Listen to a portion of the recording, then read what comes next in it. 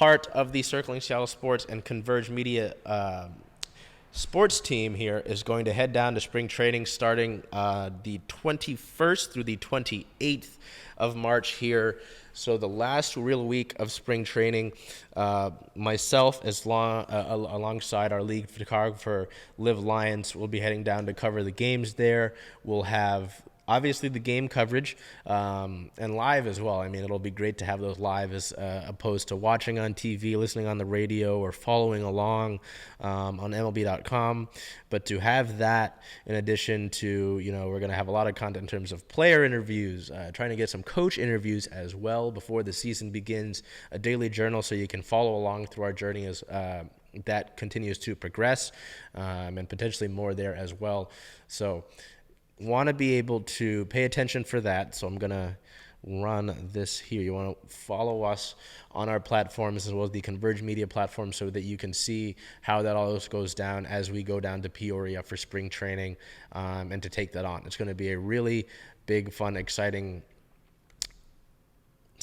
journey. I mean, it's a week of being down there with the group. The roster is really sorting itself out here.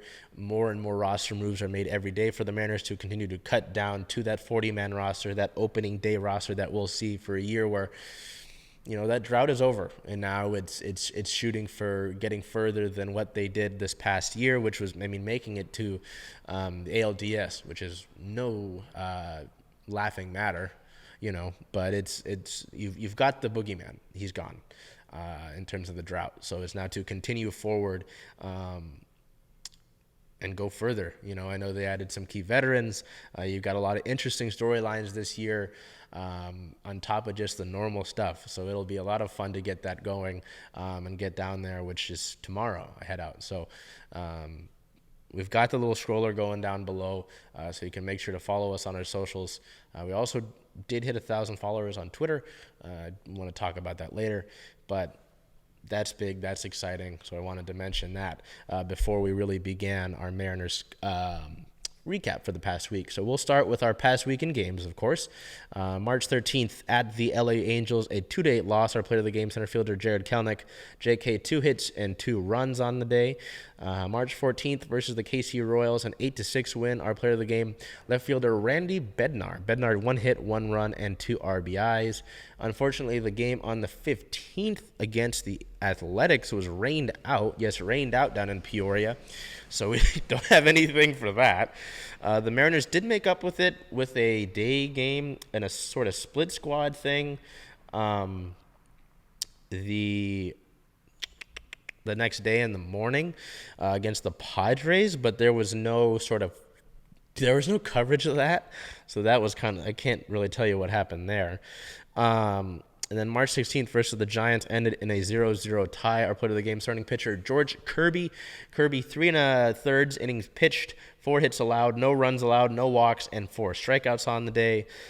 Continuing those games, March 17th versus the Padres, a 10-5 win. Our player of the game, Sam Haggerty, 2 hits, 2 runs, and 1 RBI on the day. March 18th at the Cleveland Guardians, a 4-5 loss. Our player of the game, first baseman Mike Ford, 1 hit, 1 run, 1 RBI, and 1 walk. And then March 19th was actually a split squad day.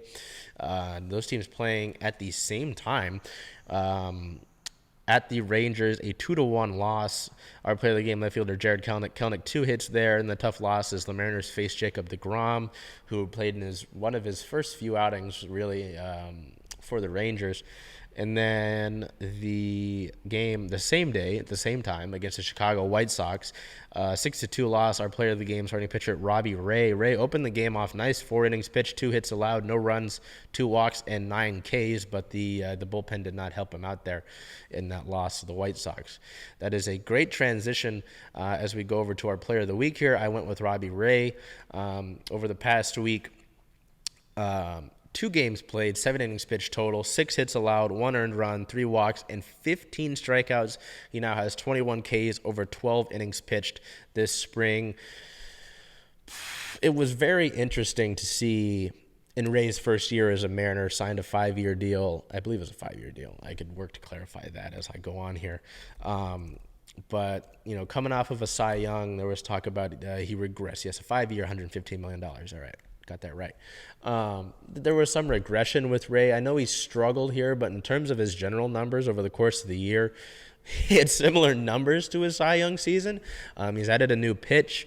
The reports have come out from camp that, he's looked even better this year, and his strikeouts have been better. So a bounce back year for Ray could put him in Cy Young contention once again. So that is something to keep a note of. That is something to keep a note of there. But it's just crazy to think that he had a regressing year when he had similar numbers to his Cy Young season. I think that some of those outings, particularly, even like the Yordan Alvarez home run against him in the ALDS, some people see that and they overreact, and they put that as a sort of cover for his whole year, which shouldn't be the case. So anyway, continuing on here with some news, injury related. On the 17th of March, we found out that Dylan Moore suffered an oblique strain and will not be available for opening day. So Moore, who had already dealt with a surgery over the past year, will now miss some time and not be on the opening day roster. Not available on the opening day roster, that is, because of that oblique strain. I believe he was, I don't want to say he was in a game. Yeah, he was in batting practice and he strained it. So that's unfortunate to see, and that's tough to see. And there have been calls to find a replacement for Moore there. Moore can obviously play the infield and the outfield as well. It'll be interesting here now because the Mariners, I believe they just cut it down. We're getting closer and closer to that 40-man, but 4 players, I want to say, were just sent down to minor league camp. I can get that here for you officially. 3 pitchers. Okay, Bryce Miller was sent to minor league camp, so Bryce Miller will not be on the opening day roster. Harry Ford, minor league camp, and then Leo Rivas and Kian Wong. Okay, so we can look at the infielders here and see Jose Caballero, maybe. I mean, you've got Tommy La Stella still. Mason McCoy might hang out a little bit. I doubt Jake Shiner will. Yeah, maybe Mason McCoy or Caballero. But honestly, with La Stella there, they might just be fine without it. So, yeah, that's unfortunate to see. But again, I want to say it'll be very exciting. I mean, spring training. I don't know if I should reveal this because I might get made fun of for it, but I've tried to go down to spring training twice before this. The first year, COVID happened, and then the second year, the lockout happened. So knock on wood that nothing happens between now and tomorrow. But no, it'll be exciting to go down and be able to tell some stories, get some storylines going ahead of the season here. It'll be exciting. Seattle is a baseball city. Generally a multi-sport city, obviously, but the support that the Mariners get when they're going is insane.